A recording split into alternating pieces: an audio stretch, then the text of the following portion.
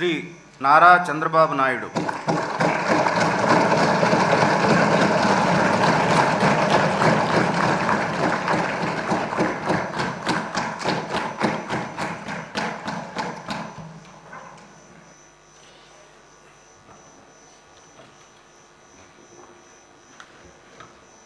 నారా చంద్రబాబు నాయుడు అనే నేను శాసనసభ సభ్యునిగా ఎన్నిక అయినందున శాసనం ద్వారా నిర్మితమైన భారత రాజ్యాంగం పట్ల నిజమైన విశ్వాసం, విధేయత చూపుతానని, భారతదేశ సార్వభౌమాధికారాన్ని, సమగ్రతను కాపాడుతానని, నేను స్వీకరించబోయే కర్తవ్యాన్ని శ్రద్ధాశక్తులతో నిర్వహిస్తానని దైవ సాక్షిగా ప్రమాణం చేస్తున్నాను.